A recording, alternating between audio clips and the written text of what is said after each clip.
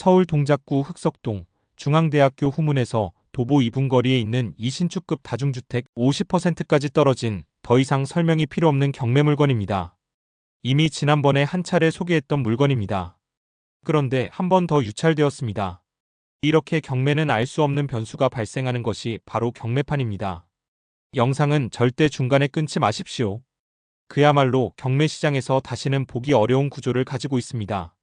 겉으로 보기에는 말끔한 2021년식 최신 건물인데 32억짜리가 무려 51%나 떨어져 16억 5천에 나온 상태입니다.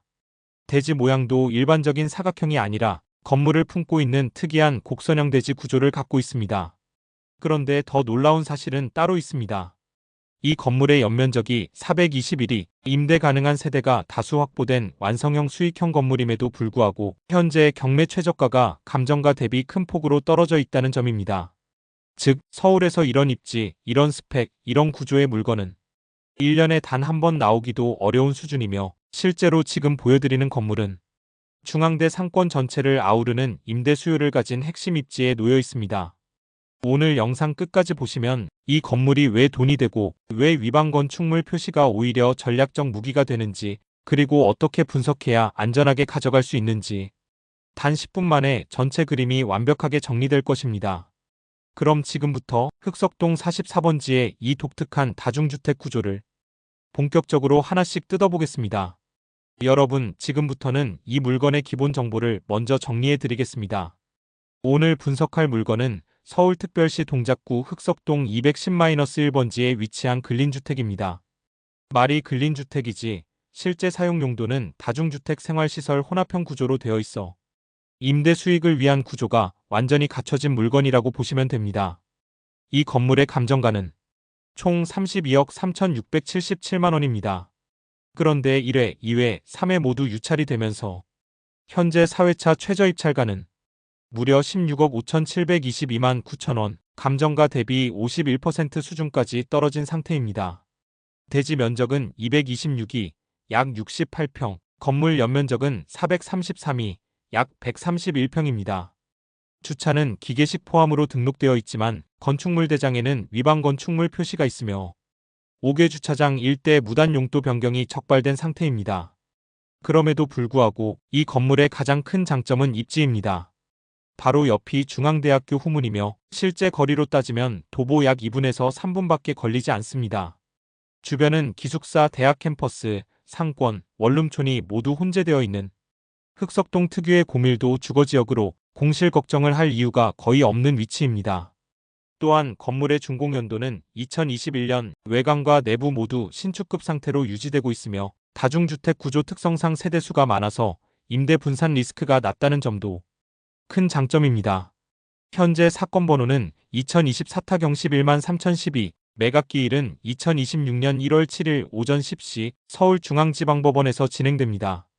이 물건은 토지와 건물을 일괄 매각하는 구조이며 청구 금액은 약 13억 3천만 원입니다.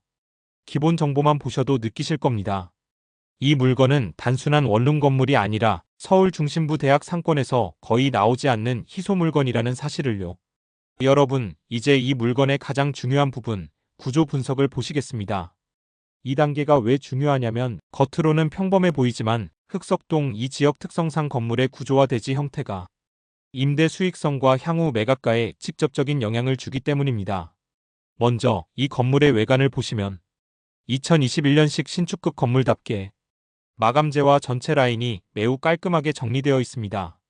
지상 4층, 지하 1층으로 구성되어 있으며 외벽은 밝은 베이지 톤과 다크 그레이 석재 조합으로 마감되어 있어 흑석동 주변 구축 주택들 사이에서 확실히 돋보이는 건물입니다. 하지만 이 건물의 진짜 특징은 대지의 형태입니다.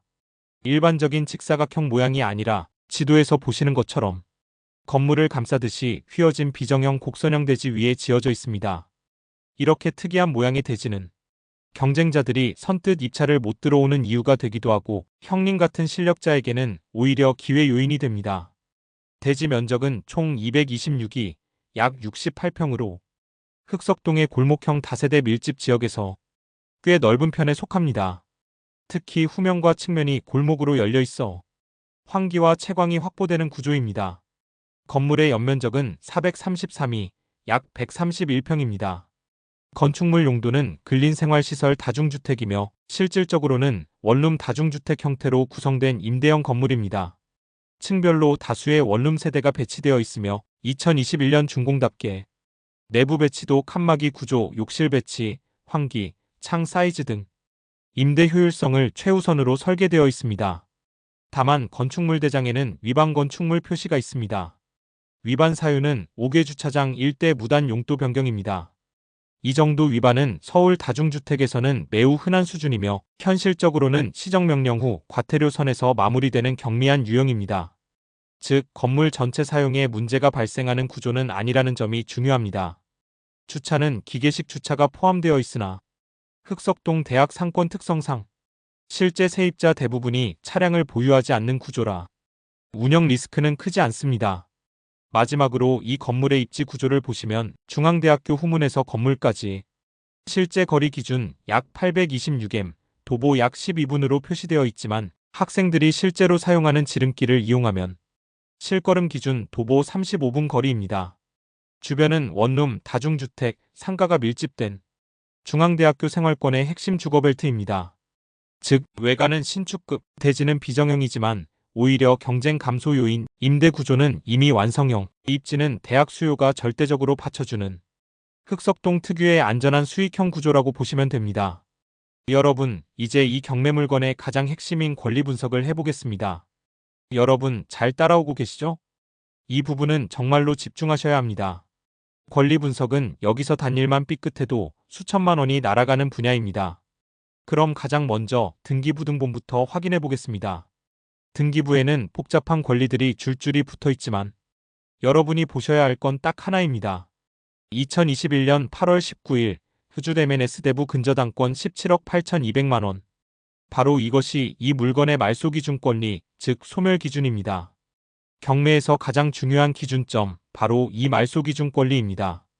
이 기준보다 먼저 들어온 권리가 있다면 대항력, 우선 변제권을 행사할 수 있는 아주 위험한 권리가 되는 겁니다. 하지만 여러분, 안심하셔도 되는 이유가 있습니다. 이 2021년 기준보다 앞선 권리는 단 하나도 없습니다. 즉, 선순위로 위험한 권리가 전혀 없다는 뜻입니다. 반대로 2021년 이후에 잡힌 다음 권리들, 가압류, 임차권, 각종 잡다한 채권들, 이런 것들은 전부 말소 기준 권리보다 늦게 들어온 권리들입니다. 따라서 경매로 모두 소멸됩니다. 결론은 아주 간단합니다. 낙찰자가 인수할 권리는 단 1원도 없다. 여러분, 권리 분석은 이것만 보면 됩니다. 여기서 많은 분들이 착각하시는 부분이 있습니다. 임차권 설정돼 있으니까 안전하지 않나요? 절대 그렇게 생각하시면 안 됩니다. 임차권 설정도 선순위일 때만 힘을 가집니다. 말소 기준보다 늦게 잡힌 임차권은 그냥 후순위 채권일 뿐이고 배당이 남으면 받고 배당이 모자라면 못 받는 것입니다. 그러면 못 받는 금액을 낙찰자가 인수하나요? 절대 아닙니다. 대항력이 없으면 낙찰자는 절대 인수하지 않습니다. 이 부분 정말 중요합니다. 정말 많이들 오해하시는데 그 오해만 바로잡아도 경매의 절반은 해결됩니다. 이제 임차인들의 권리를 보겠습니다. 법원에서 조사한 내용으로 이 건물에는 총 19명의 임차인이 살고 계시는데 제가 전입일, 확정일, 기준권리 날짜까지 전부 대조해서 다 확인했습니다. 19명의 임차인 모두 전입일이 2021년 8월 19일보다 늦습니다. 즉, 대항력 있는 임차인 0명, 보증금 인수액 0원. 여러분, 이미 결론이 나왔습니다. 여기서 여러분이 궁금해하시는 부분, 제가 미리 설명드리겠습니다. 대항력이 없으면 임차인은 돈을 아예 못 받나요? 아닙니다. 절대 그렇지 않습니다. 임차인은 자기 권리 순서에 따라 배당을 받을 수 있으면 받는 것입니다. 하지만 그 배당 여부는 낙찰자와 아무 상관이 없습니다. 배당은 임차인의 권리일 뿐이고 낙찰자는 건물만 가져가면 되는 구조입니다. 결론만 정리하겠습니다. 낙찰자 인수금 0원. 모든 임차인은 후순위, 대항력 없음. 권리 구조 완전히 깨끗함. 여러분, 이 정도면 이 물건이 얼마나 안전한 권리 구조인지 감이 오시죠? 여기에서 배당을 받을 수 있는 임차인에 대해서는 화면에 내역을 올려놓았습니다. 나중에 명도를 하실 때 요긴하게 사용하실 수 있습니다. 참고해 주시면 감사하겠습니다.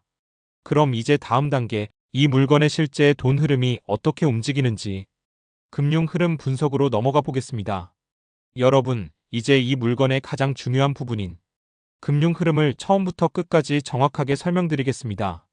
우리가 기준으로 삼을 금액은 감정가가 아니라 실제 낙찰가인 16억 5,722만 원입니다. 경매에서는 이 금액이 곧 시세로 인정되기 때문입니다. 먼저 대출 구조부터 보겠습니다. 서울은 규제지역이기 때문에 원래는 LTV 40%를 적용하면 약 6억 6천만 원 정도의 대출액이 나와야 합니다. 하지만 여러분, 현재 1015대 책에 따라 주택가격 15억 원 초과 25억 원 이하 구간에 해당하면 대출 상한이 4억 원으로 고정됩니다. 따라서 이 물건에서 받을 수 있는 대출은 딱 4억 원이 전부입니다. 그렇다면 나머지는 모두 여러분의 현금, 즉 자기 자본으로 들어가야 합니다. 낙찰가 16억 5,722만 원에서 대출 4억 원을 제외하면 여러분이 직접 넣으셔야 하는 금액은 12억 5,722만 원입니다. 여기에 취득 과정에서 들어가는 비용들이 추가됩니다. 취득세는 1,657만 2,200원, 지방교육세가 165만 7,220원, 법무사 비용 100만 원, 인지세 15만 원, 부대비용 50만 원까지 모두 합치면 총 1,988만 원 정도가 필요합니다. 즉 여러분이 실제로 투입하셔야 하는 총 자기자본은 약 12억 7,710만 원입니다. 이제 매달 나가는 비용을 계산해 보겠습니다. 먼저 은행 대출 4억 원에 대한 이자입니다. 연 4% 이율을 적용하면 한 달에 약 133만 원 정도가 나갑니다. 그리고 여러분의 자기자본 12억 7천만 원에 대한 기회비용 역시 반드시 계산해야 하는데요. 이 금액을 연 4%로 계산하면 한 달에 약 425만 원이 됩니다. 따라서 여러분이 이 건물을 보유하시면서 매달 부담하시는 총 비용은 월 약 558만 원입니다. 여러분, 여기까지가 이 물건을 낙찰받았을 때 금융 흐름입니다. 이제부터 이 건물의 가장 중요한 단계, 바로 세입자 보증금의 실제 흐름과 투자자의 최종 월수익 구조를 처음부터 끝까지 아주 쉽게 그리고 정확하게 설명드리겠습니다. 이 흐름을 이해하시면 왜 이 물건이 서울에서 다시는 보기 어려운 경매 물건인지 바로 감이 오실 겁니다. 그 전에 여러분, 여기 이 물건을 내가 낙찰받고 싶으시거나 경매로 돈을 벌고 싶으신 분이 계시다면 화면 아래 설명란에 있는 실전경매연구소로 연락을 주시면 성심껏 도와드립니다. 멤버십에 가입하시면 혹시 경매 물건을 검색이나 분석을 하시다가 의문이 있으면 실전경매연구소 전화번호를 휴대폰에 입력해 두셨다가 언제든지 전화해서 문의하실 수 있습니다. 그리고 저희들이 이 영상을 제작하기 위해 참 많은 노력을 기울이고 있습니다. 여러분들의 구독과 알림 설정은 저희들에게 큰 힘이 됩니다. 부탁드리겠습니다. 그럼 계속 이어서 수익을 확인해 보겠습니다. 먼저 1단계로 세입자 보증금으로 가장 먼저 은행 대출을 상환합니다. 여러분, 이 건물에는 총 19명의 임차인이 살고 계십니다. 법원에 신고된 모든 보증금을 합하면 총 21억 500만 원입니다. 현재의 이 보증금을 재세팅하였다고 가정한 상태에서 계산해 보겠습니다. 이제 이 보증금으로 가장 먼저 해야 할 일이 있습니다. 바로 은행 대출 4억 원을 상환하는 것입니다. 은행 이자 4%를 계속 내는 것보다 보증금으로 일시 상환하는 것은 세입자를 영입하는 부분에서 훨씬 유리하기 때문입니다. 따라서 세입자 보증금 21억 500만 원에서 은행 대출 4억 원을 상환하게 되면 17억 500만 원이 여러분 통장에 그대로 남습니다. 여기까지가 이 물건의 첫 번째 핵심 구조입니다. 다음은 2단계로 남은 보증금으로 투자자의 자기자본을 전액 회수합니다. 여러분께서 이 건물을 낙찰받으시려면 처음에 직접 투입하셔야 하는 실제 자기자본은 다음과 같습니다. 낙찰가 16억 5,722만 원에서 대출 4억 원을 제외하면 여러분이 직접 넣는 금액은 12억 5,722만 원입니다. 여기에 취득세와 각종 부대비용, 법무사 비용, 인지세까지 모두 포함하면 총 비용은 약 1,988만 원이 추가됩니다. 즉 여러분의 실제 총 자기자본은 12억 7,710만 원입니다. 그런데 조금 전 계산했던 세입자 보증금 잔액은 17억 500만 원입니다. 이 금액에서 투자자의 자기자본 12억 7,710만 원을 회수하고도 4억 2,790만 원이 그대로 남습니다. 여러분, 정리해 드리겠습니다. 투자금 전액 100% 회수, 회수 후에도 4억 2,790만 원이 추가로 남음. 이 구조는 서울에서 찾아보기 정말 어려운 구조입니다. 바로 이 부분이 이 물건의 두 번째 핵심입니다. 이제 마지막 3단계로 남은 4억 2,790만 원을 신협이나 새마을금고 같은 이자 많이 주는 금융에 예금하여 월 4% 수익을 받습니다. 이제 투자자에게 남은 금액, 즉 4억 2,790만 원을 안전하게 굴리는 단계입니다. 이 금액을 신협 예금에 연 4%로 넣으면 여기서 발생하는 이자 수익이 있습니다. 연 4% 이자는 연 기준으로 1,711만 6천 원, 월 기준으로는 약 142만 원입니다. 여기에 건물에서 발생하는 실제 월세 수익이 더해집니다. 이 건물의 월세 수익은 175만 원입니다. 따라서 투자자가 매달 손에 쥐는 최종 월수익은 신협이자 142만 원, 월세 175만 원, 총 317만 원입니다. 여러분, 다시 한번 정리해 드리겠습니다. 최종 결론. 투자자가 처음 넣은 실제 투자금 12억 7,710만 원, 세입자 보증금으로 투자금 전액 회수, 회수 이후에도 4억 2,790만 원이 추가로 남음. 이 금액을 신협 예금 4%로 굴리면 월 이자 142만 원 발생, 실제 월세 수익 175만 원 포함, 투자자의 최종 월수익 약 317만 원. 여러분, 낙찰만 받으면 투자금 모두 회수하고 오히려 이 잠기지 않고 오히려 4억 2,790만 원을 금융사에 내 명의로 넣어두고 매월 317만 원의 수익을 가만히 앉아서 꼬박꼬박 월수입을 챙기는 겁니다. 서울에서 이런 구조의 경매 물건은 거의 존재하지 않습니다. 이 물건이 바로 그 희소 물건입니다. 여러분, 제가 늘 강조하지만 금융사에 넣어둔 보증금은 절대 빼서 다른 곳에 유용하면 안 됩니다. 이자만 받아 사용을 해야 합니다. 남은 보증금을 빼 다른 곳에 유용하게 되면 반드시 이 물건은 또 경매에 넘어갈 가능성이 매우 높아지고 또 눈물 흘리는 세입자가 발생하게 됩니다. 여러분, 이제 마지막입니다. 이제부터는 이 건물을 낙찰받으신 뒤 개인은 3년 보유 후 매각, 법인은 즉시 매각했을 때 여러분 손에 실제로 얼마가 남는지 처음부터 끝까지 아주 쉽게 설명드리겠습니다. 오늘 영상의 핵심입니다. 절대 중간에 끊지 마십시오. 여러분, 오늘 매각 계산에 사용할 금액은 감정가 그대로인 32억 3,677만 원입니다. 즉, 개인은 3년 뒤 이 금액으로 매각, 법인은 즉시 이 금액으로 매각한다고 가정하겠습니다. 그럼 바로 개인부터 계산해 보겠습니다. 먼저 개인입니다. 여러분, 실제로 이 건물을 낙찰받으셨다고 가정했을 때 처음에 들어간 전체 취득 비용은 다음과 같습니다.